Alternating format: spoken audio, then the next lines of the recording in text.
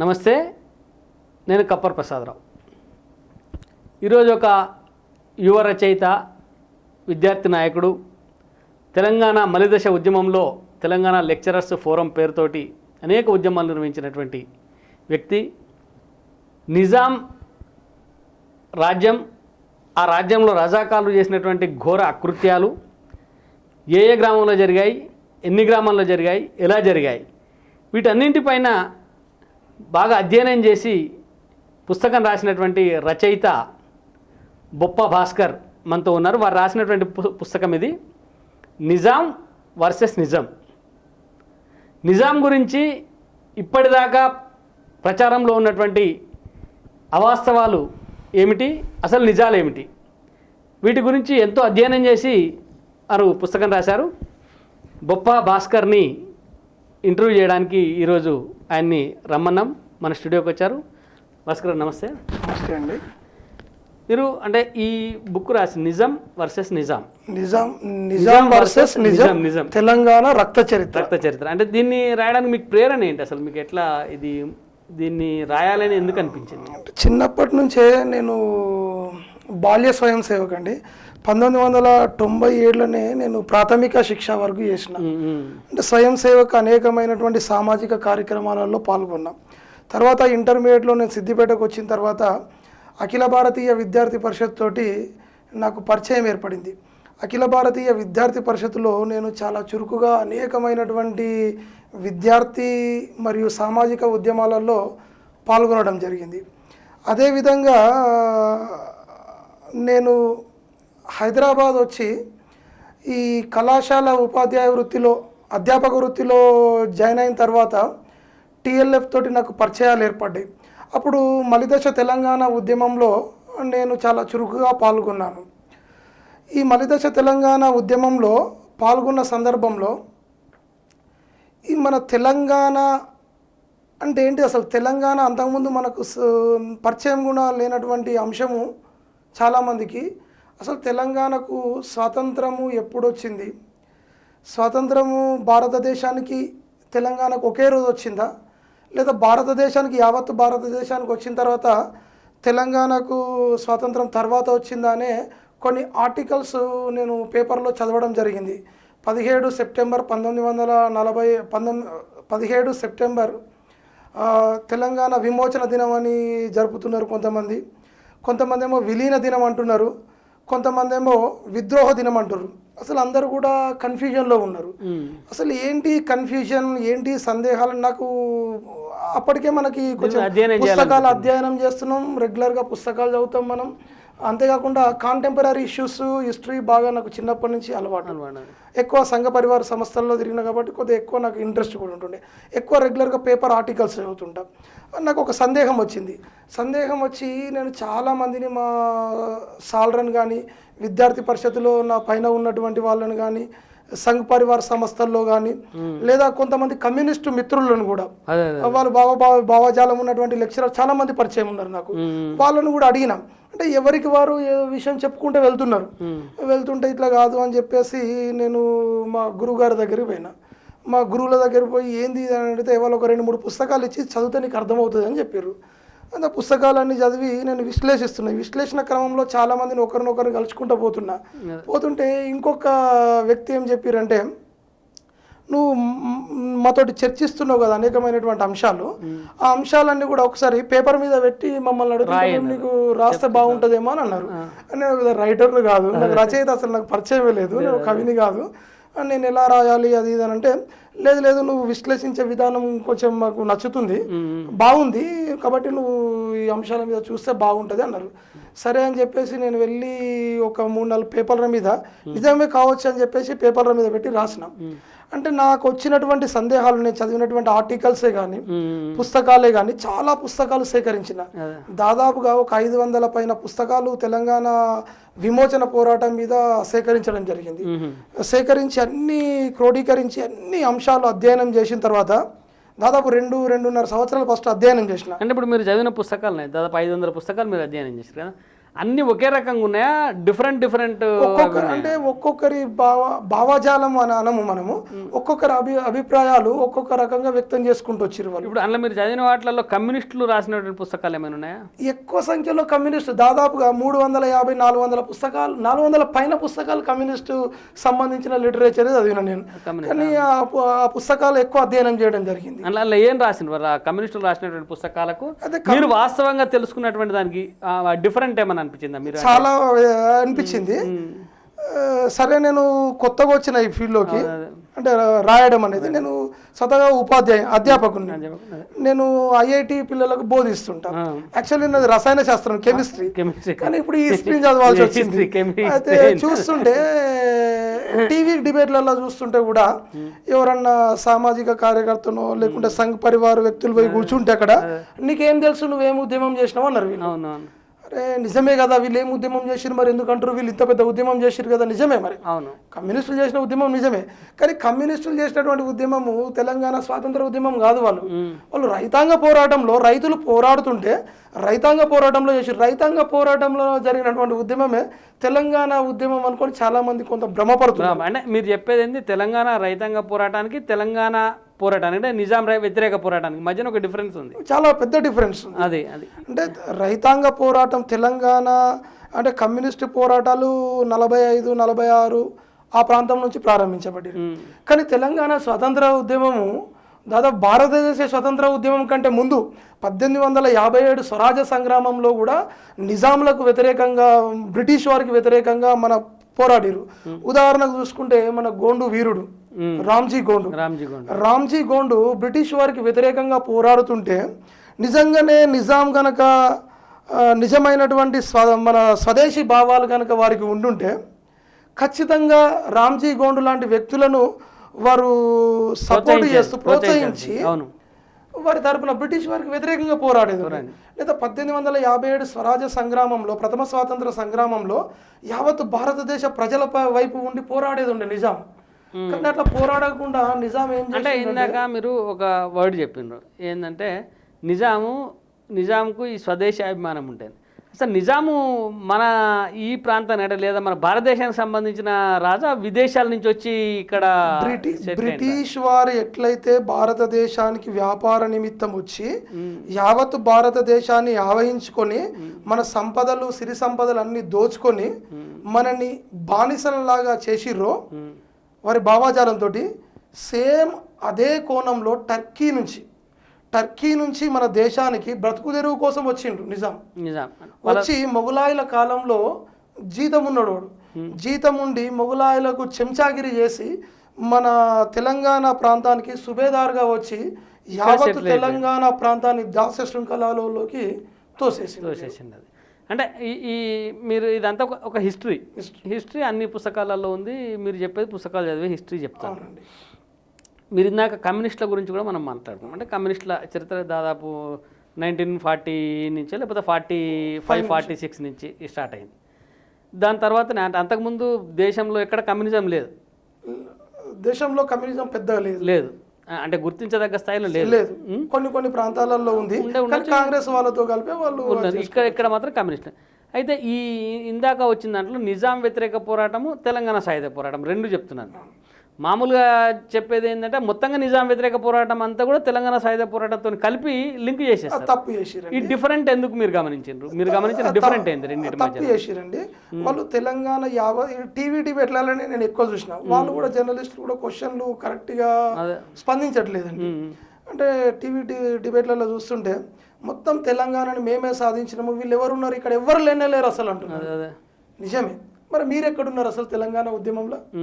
మీరున్నారా 1850 లేరు. అంటే తెలంగాణ స్వాతంత్ర ఉద్యమం రాత్రి వచ్చిందా స్వాతంత్రం? దాని వెనుక ఎంతమంది త్యాగాలు ఉన్నాయి.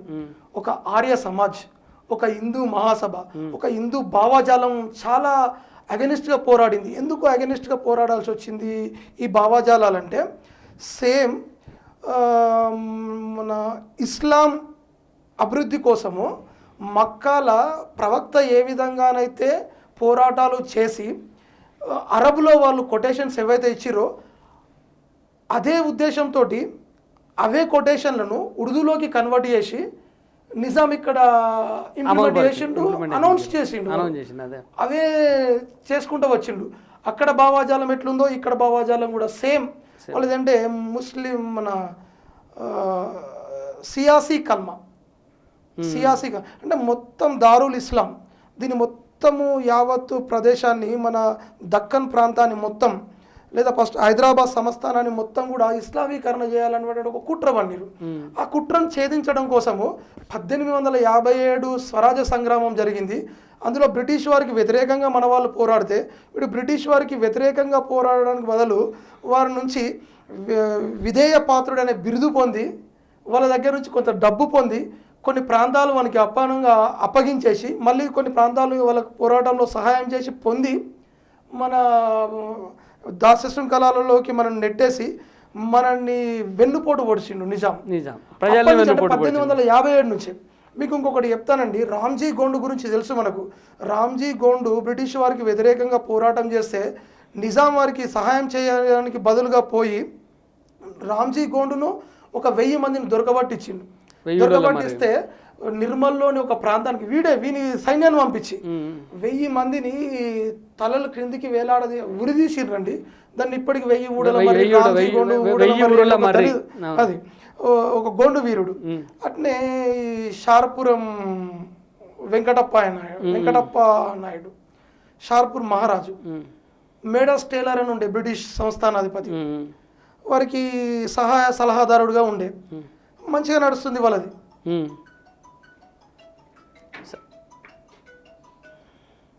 వారిది చాలా మంచిగా నడుస్తుంది. వారు స్వదేశీ భావాలు కలిగినటువంటి వ్యక్తి.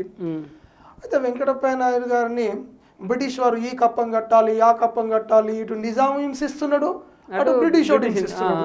అరే ఇదేంది ఇట్లా అని చెప్పేసి నేను నీకెందుకు కప్పం కట్టాలి, నేను నీకు గట్ట అని చెప్పేసి ఆయన చేసిండు. ఆయన ఏం చేసిండంటే వ్యతిరేకిస్తే బ్రిటిష్ వారు నిజాం మీద ఒత్తిడి తీసుకొచ్చారు.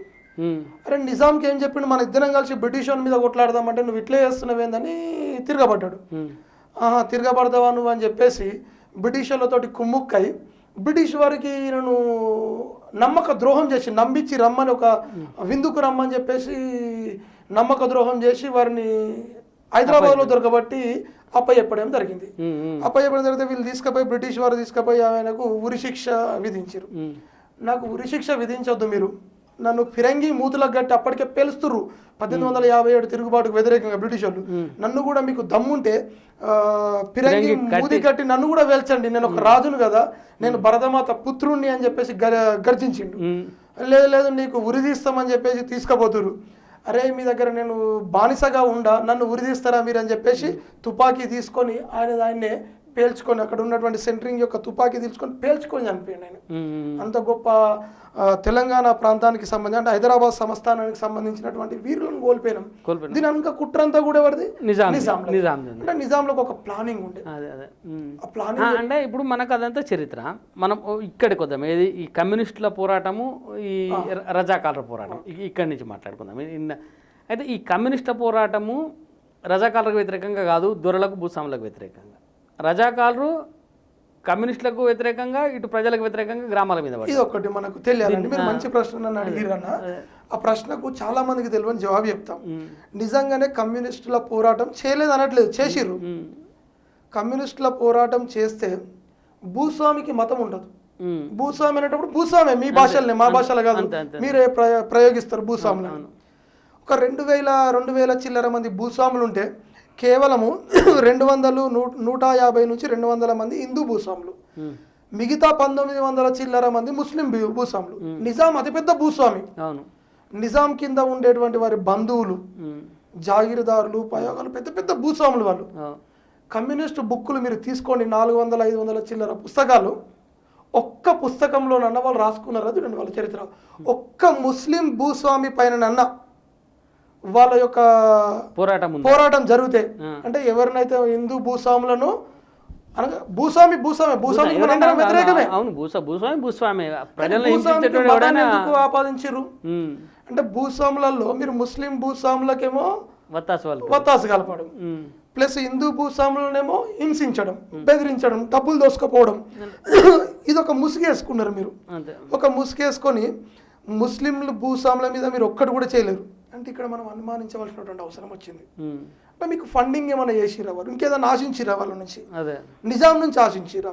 అంటే మన హిందూ భూస్వాములలో కూడా మంచి భూస్వాములు ఉన్నారు వాళ్ళు కూడా. నిన్ననే మన కూటిగల్ అనే ఊరికి పోతే కూటిగల్ గ్రామంలో ఒక రైతును ఇంటర్వ్యూ చేశానని చెప్పింది. ఏంటంటే ఆ ఊరికి సంబంధించిన దొర భూస్వామి, ఆ ఊరతను ఊర్లోకి వచ్చి రజాకారులు కొందరు రైతుల్ని పట్టుకొని పోతే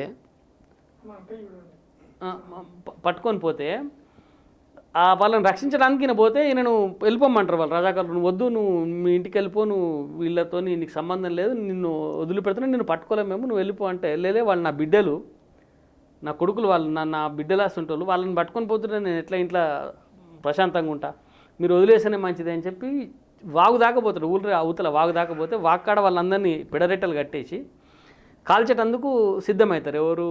రజాకారు. ఈ భూస్వామి పోయి వాళ్ళకి అడ్డం పడి ముందు నన్ను చంపండి తర్వాత వాళ్ళని చంపండి అని అంటే ఈ భూస్వామిని చంపేసి వాళ్ళని చంపుతారు. చూడండి ఎంత త్యాగ పురుషుడు. ఇప్పటికి కూడా గ్రామంలో వాళ్ళు చెప్పేది ఏంటంటే మా కోసం ఆయన చచ్చిపోయిండు. ఆ చరిత్ర లేదు ఎక్కడ అసలు. నీకు చూడండి నిన్న తేలిన అంశం ఇది. చూడండి అంటే భూస్వాములలో ముస్లిం భూస్వాములలో కూడా మంచి లేరని ఎవరంటారు. సియాసి కల్మా, అనల్ మాలిక్ అన్నారు. అంటే అనల్ మాలిక్ అంటే మొత్తం ముస్లిం భూస్వాములల్లా గ్రామాలలో ఉండేటువంటి ముస్లింలల్లా వీరు నిజాం ఒక భావాజాలాన్ని వ్యాపింపజేసి ఏమని మేమే రాజులం, పాపం తిందామంటే తిండుకుండదు, బయటకు వచ్చే వరకు మేమే రాజులం, మా ఓడు రాజు అని ఇట్లా పోజులు కొట్టుడు నేర్పించిండు. అంటే దీన్ని క్యాచ్ చేసుకున్నారు కమ్యూనిస్టులు. అంటే ముస్లిం భూస్వాముల దగ్గర వాళ్ళకి కావాల్సింది పొంది కేవలం హిందూ భూస్వాములను టార్గెట్ చేశారు. అంటే వీళ్ళ ముఖ్య ఉద్దేశము, కమ్యూనిస్టుల ముఖ్య ఉద్దేశం మనకి ఏమనిపిస్తుంది అంటే, కొంతమంది కమ్యూనిస్టులే మళ్ళీ వాళ్ళ భావజాలం అట్లా, వ్యక్తులను మనం ఏమనట్లేదు. అంటే ఏం చేసిర్రు, ఒక ముసుగేసుకున్నారు. వెట్టి చాకిరి అని మనకు వినపడుతుంది. వెట్టి చాకిరికి వ్యతిరేకంగా పోరాటం చాలా మంచిది, మీరు వెట్టి చాకిరికి పోరాటం చేసారు, చాలా మంచిది. భూస్వామ్య వ్యతిరేక పోరాటం చాలా మంచిది. భూస్వామ్య వ్యతిరేకంలో మీకు రెండు మతాలు ఎందుకు కనబడాయండి? అప్పటి నుంచి ఇప్పటిదాకా మీరు యూనివర్సిటీలలో చూడండి, ముస్లింకి ఏమైనా కావాలి మళ్ళీ పోయి వీళ్ళు బురికేసుకుంటారు. ఎందుకు వేసుకుంటారు అంటే పాపం వాళ్ళ మీద ప్రేమ కాదు వీళ్ళకు. అంటే ఈ దేశంలో ఎప్పుడు రక్తపాతం సృష్టించాలి, ఎప్పుడు అలజడులు సృష్టించాలి. రజాకారుల చేతుల్లో మనము దాదాపు 1,00,000 మంది ప్రాణాలు వేయరు మన హైదరాబాద్ ప్రాంతంలో, హైదరాబాద్ సంస్థాన ప్రాంతంలో. మళ్ళీ వీళ్ళు వచ్చారు. 48 సెప్టెంబర్ 17 రోజున మనకు స్వాతంత్రం వచ్చిందన్న. స్వాతంత్రం వచ్చిన తర్వాత నీ పోరాటం దేనికోసం? విముక్తి కోసం. మళ్ళీ నిజాం విముక్తి అయిపోయింది. మళ్ళీ నీకు 48 సెప్టెంబర్ 17 తర్వాత నీ పోరాటం ఎందుకు? ఎవరి మీద చేసినావు అసలు నువ్వు పోరాటం? భారత ప్రజల మీదన్నా? భారత యూనియన్, భారత గవర్నమెంట్ అంటే ఏంటిది? భారత ప్రజల మీద పోరాటం చేసిన. అందులో వాళ్ళు చెప్పేది ఏంటంటే, ఎవరైతే రజాకాలు ఉన్నారో, ఎవరైతే భూస్వాములు పెత్తందారులు ఉన్నారో వాళ్ళు మళ్ళీ అప్పుడు స్వతంత్రం రాగానే మళ్ళీ వాళ్ళు కాంగ్రెస్ మూసుకేసుకొని మళ్ళీ ఊళ్ళలోకి వచ్చి పెత్తనం చేస్తారు, వాళ్ళ మీద పోరాటం చేసినామని చెప్తున్నారు. వీళ్ళకి అప్పటికి రాజ్యాంగమే తెలియదు. 1900 మనకు రాజ్యాంగం ఎప్పుడు అమల్లోకి వచ్చిందన్న 50లో వచ్చింది. 48 స్వాతంత్రం రాగానే రాత్రే ఎలక్షన్ జరుగుతాయి. అంటే వీళ్ళ అబద్ధాలు, ఈ అబద్ధం సరిపోతుంది మనకు. అంటే రాత్రే ఇప్పుడు రాజ్యాంగమే లేదు మనకు ఇండియా భారతదేశంలో. అప్పటికి ఒక కన్స్ట్రక్టెడ్ రాజ్యాంగం లేదు మనకు. అవును, రాజ్యాంగం లేనప్పుడు నువ్వు రాత్రే ఇవాళ నిజాం దిగిపోయిండు తెల్లారి వరకే రాజ్యాంగం అంటే నీ కమ్యూనిస్ట్ రాజ్యాంగం చేద్దాం అనుకున్నాను. అసలు నీ దురుద్దేశం ఏంటిది? నీ దురుద్దేశం నేను చెప్తాను. అంటే నిజాం రజాకారులు ఎట్లయితే ఆలోచించిర్రో దీన్ని ఉస్మానిస్తాన్గా చేయాలి. నేను పాకిస్తాన్లో ఫస్ట్ పాకిస్తాన్ వాళ్ళు నమ్మించిండు, మహమ్మద్ అలీ జిన్నా నమ్మించిండు, 20 కోట్ల సహాయం చేసిండు. కానీ జిన్నా అరే ప్రాంతం అంతటా ఉంది, మా ఏడుపే మేము ఏడవలేకపోతున్నాం, నిన్న ఎక్కడ మోసేదిరా, నువ్వు నాకు సహాయం చేస్తే జై డబ్బులు, లేకపోతే నీ చావేందో నువ్వు జావన్నాడు. సెప్టెంబర్లో వాడు చచ్చిపోయాడు, జిన్నా చనిపోయాడు. చనిపోగానే వీరేం చేసిర్రు, నిజాం ఏం మనసున పడతలే. అప్పటికే జిన్నా ఏం చేసిండు, మీర్ లాయక్ అలీని ప్రధానమంత్రిగా తీసుకొచ్చి పెట్టిండు. మీర్ లాయక్ అలీ ఎవరు? ఈ కాసిం రజ్వీకి చాలా దగ్గర ఫ్రెండ్, ఒక పెద్ద బిజినెస్ పర్సన్. వీళ్ళంతా ఒక కుట్ర చేస్తారు. ఆ కుట్రలో వీళ్ళు భాగమైపోయారు కమ్యూనిస్టులు. కానీ కమ్యూనిస్టుల కుట్ర నిజాంకు అర్థమైంది తర్వాత. అరే వీళ్ళు ఉస్మానిస్తాన్గా చేస్తా అంటున్నావా, ఎట్లయినా భారత ప్రభుత్వం వస్తుంది, ఈయన మెడలు వంచుతారు, ఇక్కడ స్వతంత్రం చేసి అలా కలుపుకుంటారు, విలీనం చేసుకుంటారు. అవును. మన మన రాజకీయ కారణాలు దెబ్బతింటాయి. రాజకీయ కారణం ఏంటి, రాజకీయ కోణం ఏంటిది కమ్యూనిస్టులది. మేము దీన్ని కమ్యూనిస్టు దేశం చేయాలి. అరే భారత ఒక శరీరంలో మధ్యలో ఉంటుంది గుండెకాయ. గుండెకాయ ఎంత ఇంపార్టెంటో భారతదేశంలో గుండెకాయ లాంటి హైదరాబాద్ సంస్థానాన్ని అతిపెద్ద సంస్థానం, దీన్ని కమ్యూనిస్ట్ రాజ్యంగా చేయాలి. దీనికి ప్లాన్ అంతా ఎవరు, ఇదంతా ఒక పెద్ద ప్లాన్, పెద్ద కుట్ర. అదే అది వీళ్ళంతా కలిసి కూడా స్టాలిన్ దగ్గర పోయి కలిసి వచ్చారు. నువ్వు స్టాలిన్ అన్నాడు, క్వశ్చన్లు వేసిండ్రు. ఆ 3 క్వశ్చన్లు వీళ్ళు నిర్వీర్యం అయిపోయారు. అసలు వీళ్ళ దగ్గర ఆన్సర్ లేవు.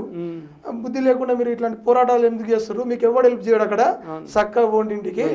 ఇలాంటి మా నుంచి కూడా మీకు అది ఉండదు, చక్కగా పోయి మీరు ఏదో ఒకటి రాజకీయ పార్టీలకు పోటీ చేసుకోండి, పోరాటాలు చేయొద్దు, మీరు తప్పు చేస్తారు. కానీ కమ్యూనిస్టులలో కూడా త్యాగ పురుషులు ఉన్నారు. రావినారాయణ రెడ్డి, అసలు రావినారాయణ రెడ్డి గారు ఎవరు, కమ్యూనిస్టు పార్టీకి ఆరాధ్యుడు. వారు ఎక్కడ పుట్టిరో తెలుసా అండి, ఆర్య సమాజ్లో పురుడు పోసుకున్నారు. వారు మొత్తం ఆర్య సమాజేనండి.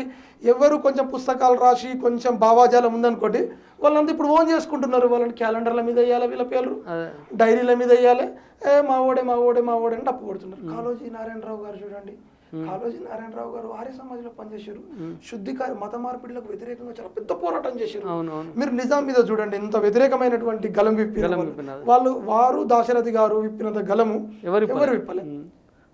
వీరు వాళ్ళని కూడా ఓన్ చేసుకోవడానికి ప్రయత్నం చేస్తారు. అయితే ఇక్కడ కమ్యూనిస్టుల ఇష్యూ వచ్చింది కాబట్టి ఇప్పుడు రావినారాయణ రెడ్డి గారు మీకు చెప్తాను, రావినారాయణ రెడ్డి గారు గొప్ప త్యాగం, ఎవరు లేరు కమ్యూనిస్టులు అంత పెద్ద గొప్ప త్యాగ పురుషుడు. వారు ఆరాధ్యుడు కమ్యూనిస్టు పార్టీకి. వారు చెప్పారు, వద్దు మనం చేసే తప్పు. 48కి స్వాతంత్రం వచ్చేసింది, సెప్టెంబర్ 17న తెలంగాణకు స్వాతంత్రం వచ్చేసింది. స్వాతంత్రం వచ్చినాక మనం ఎవరి మీద పోరాటం చేస్తున్నాము ఆయనకు ఒక మైండ్ తట్టింది. ఎందుకంటే ప్రజలు ఎవరు సహకరిస్తలేరు, వీళ్ళ చేతిలో 400 మంది వ్యక్తులు చనిపోయారు, రకరకాల కారణాలు. అంటే అప్పుడు ఆ సాయుధ పోరాటాన్ని ప్రోత్సహించింది ఎవరు? పార్టీలో కమ్యూనిస్ట్ పార్టీలో రావినారాయణ రెడ్డి లాంటి వాళ్ళు సాయుధ పోరాటం విరమించాలన్నారు. కొనసాగించాలన్నది ఎవరు? కొనసాగించాలన్నది వీళ్ళు వెంకటేశ్వరరావు గారు ఉన్నారు, ప్లస్ వీళ్ళు బహదూర్ రాజా గౌడ, ముగ్దుం మోయినుద్దీన్, వీళ్ళంతా ఒక టీం చెప్పిండ్రు. వారు చెప్పిన తర్వాత ఏం చేసారు, వీళ్ళ రక్తపాతం చూడండి. స్వయాన రావినారాయణ రెడ్డి వాళ్ళ భూమిని పంచిండండి పేదలకు. వినోబా భావే ఎట్లయితే భూ సంస్కరణ ఉద్యమాన్ని చేసి పోచంపల్లి మన దగ్గర వచ్చి ఎంత పెద్ద భూదాన ఉద్యమం చేసిండ్రండి, అదే రకంగా రావినారాయణ రెడ్డి గారు కూడా వారి భూమి వారి భార్య నగలను కూడా త్యాగ పురుషులు ఒప్పుకోవాలండి. త్యాగం చేసిన త్యాగం చేసిరు, కానీ ఇక్కడ ఒక కుట్ర చేశారు. వాళ్ళ సొంత అన్నం చంపారండి రాజకారులు, మన వీళ్ళు కమ్యూనిస్టు రావినారాయణ రెడ్డి. ఎవరైతే పాపం అంటే రావినారాయణ రెడ్డికి అర్థమైంది, పాముకు పాలు పోసి పెంచితే పెంచినోడే కాటేస్తుంది. ఈయన తీసుకొచ్చినటువంటి సిద్ధాంతం అది, ఈయన పెట్టినటువంటి పార్టీ, ఈయన పుట్టించినటువంటి పార్టీ వ్యవస్థాపక సభ్యులు వీరు. వాళ్ళ సొంత అన్నం కోల్పోయారండి వీళ్ళ చేతులలోనే. కమ్యూనిస్టులు చంపి ఎందుకైనా వ్యతిరేకం చేసిండ్రు వీళ్ళకు. అంటే ఇప్పుడు ఎవ్వరు వ్యతిరేకం చేస్తే మీకు సపోర్ట్ చేయము, మేము భారత మాతకు మేము భారతదేశంలో కలుస్తామంటే వాళ్ళని చంపడం. ఇప్పుడు ఇది మీరు తీసిన అంటే మీరు చదివిన కాడికి మీకు అర్థమై మొత్తంగా ఈ తీసిన దాంట్లో ఇది ఉంది కదా. ఇప్పుడు మీరు నిజాం వర్సెస్ నిజం అన్నారు. నిజాంకు వ్యతిరేకంగా అంటే ఒక నిజాం దాచినటువంటి అబద్ధాలని, లేకపోతే నిజాం గత చరిత్రలో జరిగిన అబద్ధాలని నిజాలేంటి అనేది చెప్పిండ్రు. ఇలా ఫస్ట్ మీరు కమ్యూనిస్టులు ఉద్యమంలో లేరు అనేది చెప్పేసిండ్రు. ఓకే, అంతవరకు మీరు ఉన్నారు. కమ్యూనిస్టులు ఉద్యమంలో లేరని లేము, కానీ మనం 2 సంవత్సరాల ఉద్యమం అండి కరెక్ట్గా వాళ్ళది. ఒక సంవత్సరం 45 నుంచి వాళ్ళ ఉద్యమం జరిగింది. 45 నుంచి మనకు 48లో 46 నుంచి వాళ్ళకి స్వాతంత్రం 48లో వచ్చింది. మనకు 46 లేదా 45 ప్రాంతం నుంచి 47 వరకు కూడా రజాకారులకు నిజాంకు అనుకూలమైనటువంటి పోరాటం వీళ్ళది, కమ్యూనిస్టులది. మొత్తం ప్రజలంతా తిరగబడుతున్నారు, మొత్తం నిజాంకు రజాకారులకు వ్యతిరేకంగా పోరాటాలు చేస్తున్నారు. రజాకారులు రాత్రి వచ్చి దాడులు చేస్తున్నారు, వాళ్ళను అడ్డుకోవడానికి వీళ్ళు గ్రామ సభలు పెట్టేసి పోరాటం చేస్తున్నారు. గ్రామ రక్షక దళాలు కానీ గ్రామ సంఘాలు కానీ కమ్యూనిస్టులు పెట్టినాయి, అంతకుముందు ప్రజలే పెట్టుకున్నారు. వాళ్ళు స్వచ్ఛందంగా పోరాడి. మీరు చూడండి 46 నుంచి 47 వరకు వీరు రజాకారులకు నిజాంకు అనుకూలం. వీళ్ళు ఎంబడే గ్రహించారు, కొంచెం వీళ్ళకు గ్రహించే శక్తి ఎక్కువనే ఉంది ఆ టైంలో, మంచి మేధావులు కూడా ఉన్నారు. అరే మన రాజకీయ కోణం వీళ్ళు అబ్జర్వ్ చేస్తారు అని చెప్పి ప్రజల నుంచి వ్యతిరేకత వచ్చింది. చాలా దగ్గర వీళ్ళ మీద దాడులు జరిగినాయి. ఇట్లా జరిగిందని చెప్పేసి 47 నుంచి ప్రజల పక్షాన పోరాడారు, అలా నో డౌట్ అండి. ప్రజల పక్షాన పోరాడి నిజాయితీగా పోరాడిండు. 47 నుంచి 48 స్వతంత్రం వచ్చింది కదా, స్వతంత్రము సెప్టెంబర్ 17, 48 స్వతంత్రం వచ్చినాక ఈ కమ్యూనిస్టుల పోరాటం ఎవరి కోసం, అంటే ఎందుకోసం, ఎవరి మీద అనేది మన పుస్తకం వివరిస్తుంది. అంటే ఇందులో ఇంకొక ట్విస్ట్ కూడా ఉంది. అంటే నాకు తెలిసిన వరకు సెప్టెంబర్ 17 తర్వాత రజాకారులందరూ లొంగిపోయారు భారత ప్రభుత్వానికి. అవునండి, రజాకారుల దగ్గర 1,00,000 తుపాకులు ఉండేటి. అవును, 1,00,000కి ఎక్కువ ఉండేయండి. 1,00,000కి ఎక్కువ. వాళ్ళు భారత ప్రభుత్వానికి ఇచ్చిన ఈ 10,000 తుపాకులు అనేది ఒక లెక్క. మిగతా 90,000 తుపాకులు వాళ్ళు కమ్యూనిస్టులకే ఇచ్చిండ్రు అని. అవునండి, అట్లాంటిది ఏమన్నా మీ దాంట్లో ఏమన్నా? ఖచ్చితంగా అండి. అంటే ఇక్కడ మనకు కొన్ని చూస్తే ఇప్పుడు మనకు సెప్టెంబర్ 17, 1948 స్వతంత్రం వచ్చిన తర్వాత 1,00,000 మందిని చంపిండండి రజాకారులు నిజాము నిరంకుశత పాలన కింద. నిజాం కూడా అనేక రకంగా హింసించిండు, అనేక మంది స్త్రీలను చెరిచిరు వాళ్ళు. నిజంగా వారిని తీసుకుపోయి రాజప్రముఖ పెట్టిరు. కుట్ర నంబర్ 1. అదే నేను అక్కడికే వస్తున్నా. మీరు మీ పుస్తకంలో రాశారు, నా గుండె రగులుతుంది నాకు సమాధానంగా. ఖచ్చితంగా మీ గుండె ఇప్పుడు మీరు చదివితే మొత్తం ప్రతి ఒక్కరి గుండె రగులుతుంది. ఎందుకంటే వాస్తవాలు, మన నిజాం వర్సెస్ నిజాం, ఒక అబద్ధం, అది అబద్ధం వర్సెస్ నిజాం. రాజప్రముఖ పెట్టిండ్రు దాన్ని. ఇప్పుడు రాజప్రముఖ పెట్టింది సిపిఐలు నిన్నమన్న వేసిన పోస్టర్లో సర్దార్ వల్లభాయ్ పటేల్ ఆయన్ని రాజప్రముఖ పెట్టిండు, తెలంగాణ ప్రజాద్రోహి అని చెప్పి ఒక మాట చెప్పిండు. కమ్యూనిస్ట్ రాజప్రముఖ పెట్టింది ఎవరు ఆయన్ని? ఖచ్చితంగా జవహర్లాల్ నెహ్రూ గారండి. నెహ్రూ గారికి వీరు ఎంత బహిరంగంగా, వారి కూతురు గారికి నెహ్రూ గారికి ఎంత బహిరంగంగా వీరు సపోర్ట్ చేసిరో మీకు తెలుసు. భారతదేశాన్ని ఎంత విచ్ఛిన్నం చేస్తున్నారో కూడా తెలుసు. ఇప్పుడు యూనివర్సిటీలలో జరుగుతున్నాయి సార్. మన ఢిల్లీ యూనివర్సిటీ మహమ్మద్ అలీ జిన్నా ఫోటో పెడతారు, దేశాన్ని 2 ముక్కలు చేసిన ఫోటో తీసుకుపోయి పెడతారు. సావర్కర్ తిడతారు. సావర్కర్ తెలంగాణ కోసం ఎంత పోరాడిండండి. సావర్కర్ ఎన్ని స్టేట్మెంట్లు ఇచ్చిండని నిజాం హెచ్చరించిండు. సావర్కర్ ను ఇన్స్పిరేషన్ గా తీసుకొని హిందూ మహాసభ తరపున వందే మాతరం సోదరులు ఎంతో గొప్పగా పోరాడిరు, వాళ్ళ ప్రాణాలకు తెగించిర్రు. పోలీసులు లాఠీ దెబ్బలు తిన్నారు నిజాం పోలీసులది. వందే మాతరం గురించి మీరు మాట్లాడరు. వందే మాతరం రామచంద్రరావు అంటే మీరు మతాన్ని అంటగడతారు. ఒక హిందూ మహాసభ సార్, మీరు చూడండి ఇలా మార్కెట్లో హిందూ మహాసభ లిటరేచర్ దొరకనిస్తలేరు, సాహిత్యాన్ని దొరకనిస్తలేరు వీళ్ళు. ఇప్పుడు ఇది కుట్ర, పెద్ద కుట్ర సార్. హిందూ మహాసభ ఎంత పెద్ద పోరాటం, ఆర్య సమాజ్ ఎంత పెద్ద పోరాటం. నిజంగా సార్, తెలంగాణ స్వాతంత్ర పోరాటం లేదా విమోచన పోరాటం ఏదన్నా అనుకోండి మనం, నిజంగా ఎంత పెద్ద పోరాటంలో సార్ ఎంతో మంది. అంటే ఇప్పుడు ఇంట్లో మీరు ఇంకోటి కూడా చెప్పిండ్రు ఏంటంటే వాళ్ళకు శిక్షలు పడలేదు, తర్వాత అప్పుడున్న పోలీసులే తిరిగి ఈ రాజ్యంలో పోలీసులుగా కంటిన్యూ. అవునండి, చూడండి ఇప్పుడు వచ్చింది బ్రిటిష్ వాడు వెళ్ళిపోయాడు.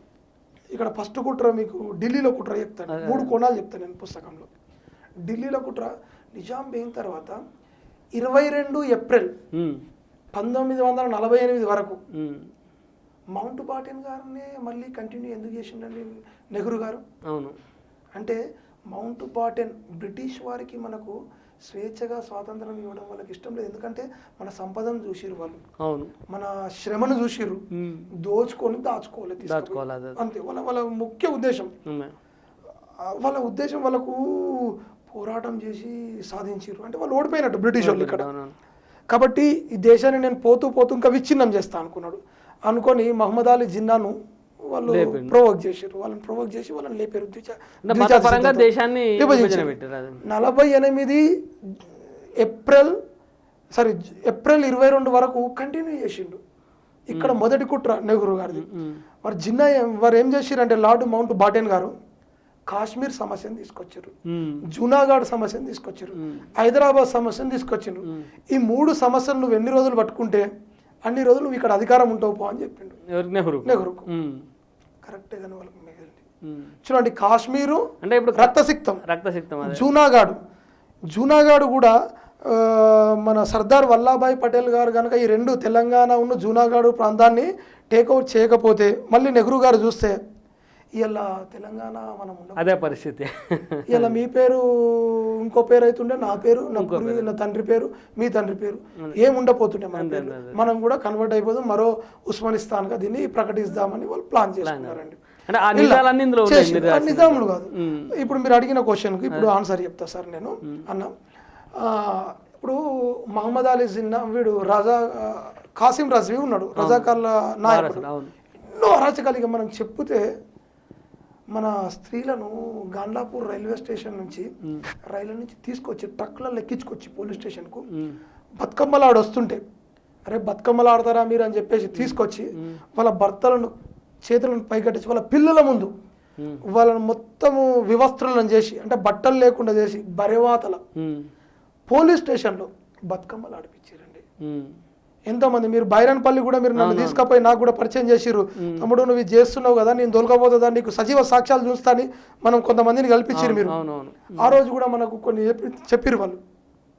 ఎంత దాదాపుగా 100 మంది పైన అంటే 2 ఊర్లు కలిపితే దాదాపుగా అక్కడ 192 మంది చనిపోయారు ఒకటే రోజు.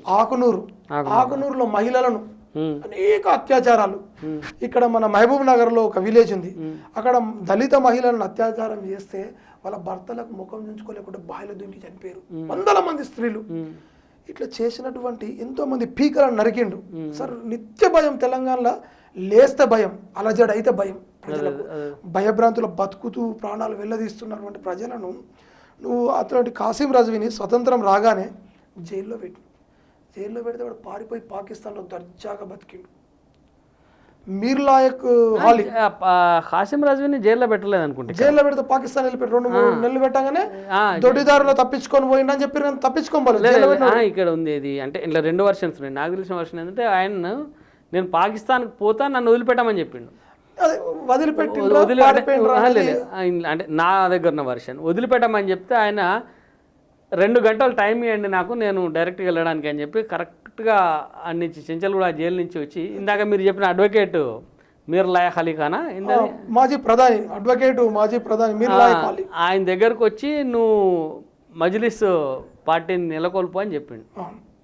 చెప్తే లేదు నాకు ఇంకా శక్తి లేదు, నేను ఇప్పుడు ఏం చేయలేను, నా పని నేను ఒకలా చేసుకుంటా అంటే అప్పుడు కాసిం రజ్వీ ఈ మన ఇప్పుడు ఎవరైతే ఉన్న ఓవైసీ సోదరులు ఉన్నారో వాళ్ళ తాత సలావుద్దీన్ ఓవైసీ వాళ్ళ తాతనో తండ్రి వీళ్ళ తాత అక్కడికి పోయి ఆయనతో ఎంఐఎం పెట్టించి 2 hours లో ప్రకటించి ఈయన ఈ నుంచి చక్కగా పాకిస్తాన్ పారిపోయింది అనేది ఒక ఇప్పుడు మన గవర్నమెంట్ వచ్చింది, అదే మిలిటరీ గవర్నమెంట్ వచ్చింది, మిలిటరీ చౌదరి గారి గవర్నమెంట్ వచ్చింది.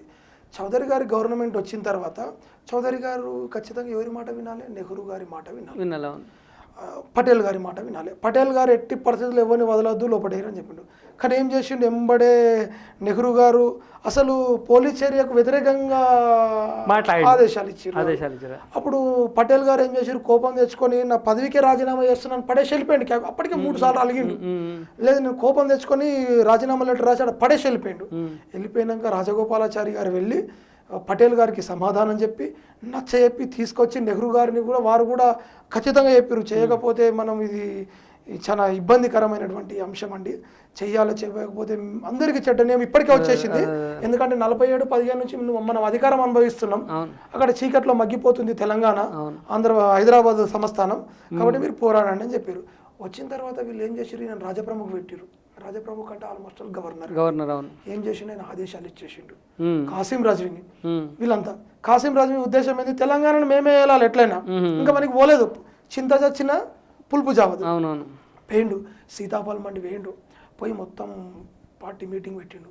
అప్పటికి మన భారత సైన్యం దెబ్బకు, మన తెలంగాణ ప్రజల యొక్క దెబ్బకు వీళ్ళకి వణుకు పుట్టింది రజాకార్లకు. ఎక్కడ మీరు రజాకార్లు అంతకుముందు హిందువులని మనం భయపడేటోళ్ళము, ఇప్పుడు రజాకార్లు అంటే ఇది పోసుకుంటున్నారు. నిజంగా వాళ్ళ ఒంటేలు పడంత పని అవుతుంది.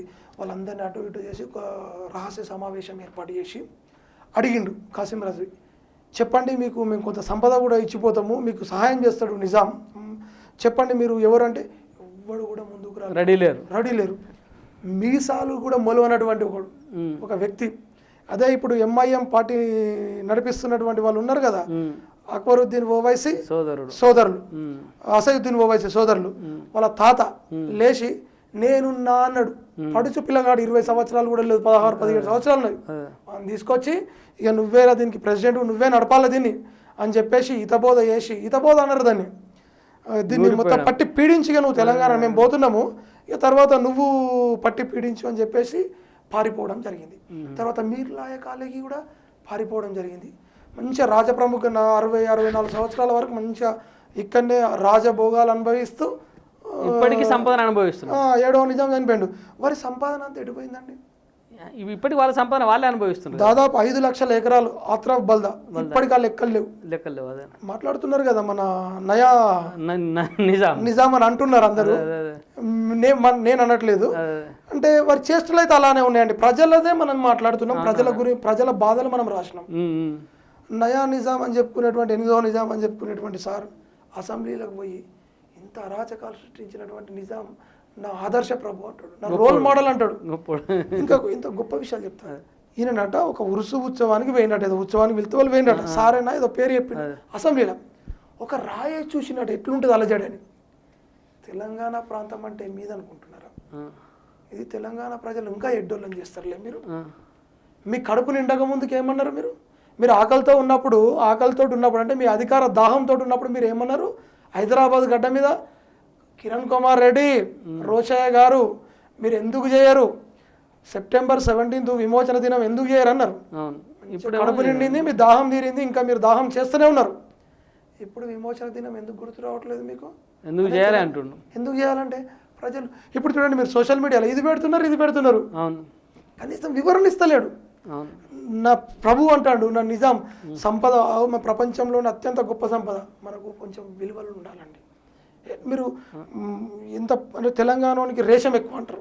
నిజంగా తెలంగాణకి రేషం ఎక్కువ. నువ్వు నిజాం గొప్ప రాజు అంటే రోల్స్ రాయల్ కార్లలో తిరిగిండా? నువ్వు బండి లేదండి, కాళ్ళకు చెప్పులు లేకుండా తిరిగిన చరిత్ర మనకు తెలియదండి, మన తాతలది. నిజాం ప్రభు అంటే ఎక్కడి నుంచి వచ్చిన ఈ సంపాదన అంతా బతుకు తెరువు కోసం వచ్చింది ఇక్కడికి. మన సంపాదన మొత్తం ఆక్యుపై చేసిండు. 5 లక్షల ఎకరాలు ఎటు పోయిందండి? గవర్నమెంట్ ఆక్యుపై చేసుకుంటే ఇలా ప్యాలెస్లు అని చెప్తున్నావు కదా నువ్వు. వాళ్ళ ప్యాలెస్లు వాళ్ళ ట్రస్ట్ మీదకి కన్వర్ట్ అయినాయి కదా. చెయ్యి ఇప్పటికైనా. అప్పుడు నెహ్రూ చేయలేడు, ఇప్పుడు మీరు చేయండి. ఎప్పుడు అధికారమే, మాకు అధికారం కావాలి, మేము పోవాలి తెలంగాణ. మీరు వాస్తవాలు అంటే చరిత్ర ఏంటిది, ఈ వాస్తవాలు ఏంటిది అనేది చేసి మళ్ళీ ఈ పుస్తకం రాయడానికి మీకు బాగా ప్రేరణ కానీ సహకారం చేసింది ఎవరు? దీన్ని అంటే రాయమని ప్రోత్సహించింది మన గురువులండి. అంటే చిన్నప్పటి నుంచి నేను చాలా పుస్తకాలు చదివే అలవాటు. ఈ సామాజిక అంశాల మీద, సామాజిక కార్యక్రమాల్లో కూడా చాలా చురుకుగా పాల్గొన్నా. సామాజిక అంశాలలో కూడా ఈ కాంటెంపరీ ఇష్యూస్ను బాగా స్టడీ చేస్తాం.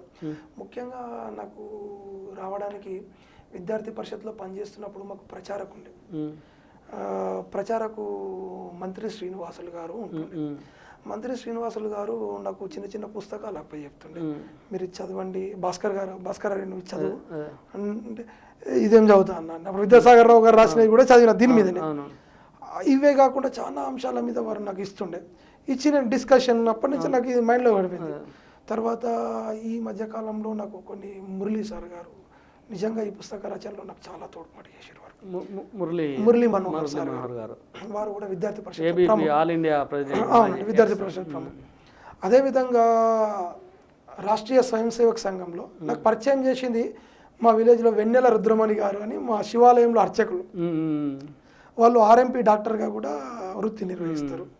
వారు నాకు ఆర్ఎస్ఎస్ పరిచయం చేసి ప్రాథమిక శిక్షా వరకు మా ఇంట్లో భయపడుతున్నారు. అంత నక్సలైట్లు మేము శాఖ నడిపితే నక్సలైట్లు వచ్చి భయపట్టించడం నాకు బుద్ధి తెలిసిన తర్వాత భయపట్టిస్తుండే. అయినా కూడా మీరు పంపించండి, నేను ఉన్నా మీకు అని చెప్పేసి పాప ఆయన భయపడుతూనే ఉన్నాడు. కానీ నాకు 100 రూపాయలు ఇచ్చి శిక్షా వర్గ ఇక్కడ మన హుజరాబాద్లోని శిశు మందిర్లో, సరస్వతి శిశు మందిర్లో నేను శిక్షా వర్గ చేసిన.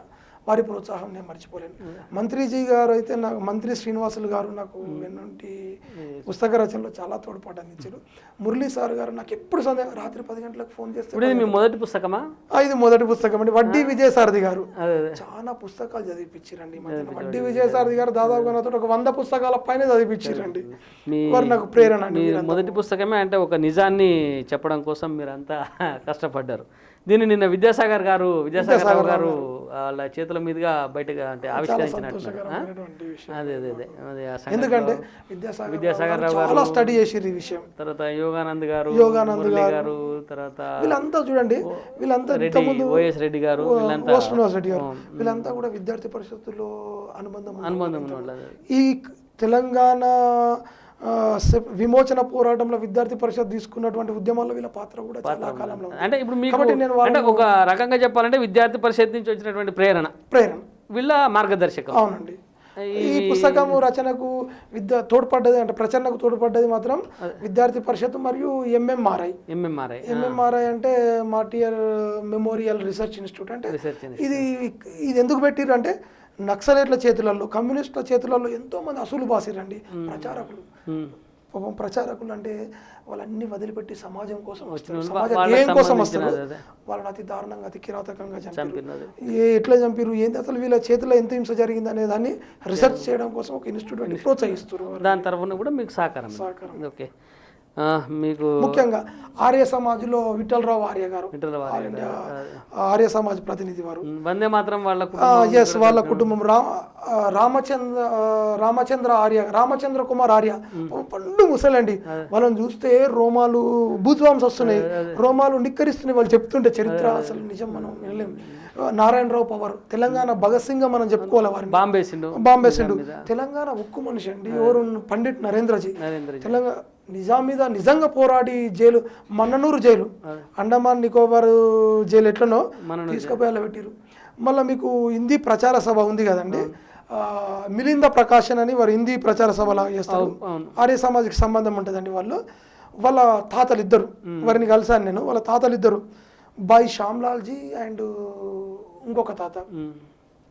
శ్యామ్లాల్జీని మన్ననూరు జైల్లో పెట్టి విషమిస్తే తెలంగాణ పోరాటం నేను వదులుకోను, నేను విషమే తాగుతా అని చెప్పేసి సోక్రటీస్ లాగా విషం తాగి ప్రాణాలు వదిలిండండి జైల్లో. కుట్ర అంటే ఎంత ఘోరం అండి. పండిట్ నరేంద్రజీ పెళ్లి చేసుకోలేరండి. మొత్తం తెలంగాణ కోసం నిజంగా వారి జీవితం త్యాగ పురుషుడు అండి, త్యాగం చేసి చూడండి. కమ్యూనిస్టుల చరిత్రలో ఇవి రాయరు, ఏం రాస్తారు తెలుసా అండి? వాళ్ళకి ఎవరు కనబడితే వాళ్ళ పేరు భాగ్యరెడ్డి వర్మ. నిజంగా కమ్యూనిస్టులు మీరు గొడ్డు మాంసం తోటి అదేంటిదంటే ప్రోగ్రామ్ పెట్టిర్రు, మన ప్రోత్సహించారు వీరు కమ్యూనిస్టు విద్యార్థి సంఘాలు. ఏంటిదంటే అది గోమాంసం మేము తింటాము, గొడ్డు మాంసం పెద్ద కూర పండుగ అని పెట్టిర్రు. అలా ఐలయ్య గారు కూడా, కంచె ఐలయ్య గారు కూడా పాల్గొన్నారు. కంచె ఐలయ్య గారు మీరు దళితుల గురించి మాట్లాడతారు కదా సార్, మీరు మేము గౌరవిస్తాం, ఖచ్చితంగా మీరు తెలుసుకోవాల్సిన అంశం అంటే భాగ్యారెడ్డి వర్మ గారి గురించి మీకు తెలుసు, నేను తెలియదు అనుకోను. నిజాముతోటి పోరాటాలు చేసి గోవధ నిషేధ చట్టాన్ని వారు తీసుకొచ్చిరండి. నిజాము మెడల్ వంచి గోవధ నిషేధ చట్టాన్ని వారు తీసుకొచ్చారు. నిజంగా దళిత మీద మీరు ప్రేమ ఉంటే పెద్ద కూర పండుగలు లాంటి వాటిని మీరు ప్రమోట్ చేయొద్దండి, తప్పని చెప్పండి. ఎవరు తినేది వాళ్ళు తింటారు, దాన్ని ఆహార అలవాట్లను మీరు క్వశ్చన్ చేయాల్సినటువంటి అవసరం లేదు. మీరు తక్కువ చేస్తారు, వాళ్ళని ప్రమోట్ చేయడం తప్పు చేయొద్దు. ఏమనంటే బ్రాహ్మణులను ఎత్తుకుంటాడు. నిజంగా నువ్వు తెలంగాణ ఉద్యమం గురించి మాట్లాడు, నిజాం వ్యతిరేక పోరాటం గురించి మాట్లాడేది సామాన్య ప్రజలు, బడుగు బలహీన వర్గాల యొక్క బ్రతుకు తెరువు పోరాటం. ఇది ఒక ఆత్మగౌరవ నినాదం అనేది మనం చెప్పినామండి. పుస్తకం చాలా అందిస్తుంది, నా తరానికి అందుతుందండి. నిజంగా సెప్టెంబర్ 17, 1948 తెలంగాణకు స్వాతంత్రం వచ్చింది అనేది అందరికీ తెలవాలి సార్. మీ ద్వారా కూడా సార్ అందరికీ తెలవాలి. అంటే మీరు చాలా 80-90% పీపుల్కి తెలియదు. మీరు చూడండి, ఇది చూసినాం, చాలా అంటే బాగా అంటే చాలా ఆసక్తికరమైనటువంటి అనేక అంశాలు ఇలా ఉన్నాయి. మీరు ఈ పుస్తకాన్ని తీసుకొచ్చినందుకు చాలా ఆనందంగా కూడా ఉంది. ధన్యవాదాలు. ఈ పుస్తక పరిచయానికి మీరు మా దగ్గరకు వచ్చి మాకు ఈ సమయం వెచ్చించినందుకు జర్నలిస్ట్ టీవీ తరఫున మీకు 2 రకాలుగా ధన్యవాదాలు అన్న. నాకు సజీవ సాక్ష్యాలు బైరన్పల్లి తీసుకుపోయి ఉంచిర్రు అంటే మీ శ్రమను మేము చూస్తున్నాం కదా. ప్రతి విలేజ్ టు విలేజ్ తిరుగుతున్నారు. మీకు కూడా చాలా లోతైనటువంటి అవగాహన ఇంతవరకు దాకా నాతో ఇంతకుముందు దీనికంటే ముందు షేర్ చేసుకున్నారు. కానీ అన్న మనం దీన్ని ఇంకా ముందుకు చాలా తీసుకుపోవాలి. మీ కోఆపరేషన్ ఉండాలి తప్పకుండా. కలిసి మాది కూడా మీకు ఉంటుంది అన్న. నిజాం వర్సెస్ నిజాం చేసినటువంటి అకృత్యాలు ఏంటి, ఆ పోరాటాలు ఏంటి, నడుస్తున్నటువంటి మనకు తెలుస్తున్నటువంటి చరిత్ర ఏంది. చాలా చిన్న పుస్తకమైనా చాలా కూలంకషంగా చదివి పూర్తి అవగాహనతోటి ఈ పుస్తకాన్ని రాసినట్టుగా అనిపించింది. అనేక మందిని ఇంటర్వ్యూలు చేసి వాళ్ళకి సంబంధించిన సమాచారాన్ని సేకరించి రాసినటువంటి పుస్తకం ఇది. అనేక విషయాలు తెలుసుకోవాల్సినటువంటి అవసరం ఉంది. ఇవి భవిష్యత్ తరాలకు, విద్యార్థులకు ఎంతో ఉపయుక్తంగా ఉండే పుస్తకం ఇది. ఇది ఈనాటి ప్రత్యేక చర్చా కార్యక్రమం. నమస్తే.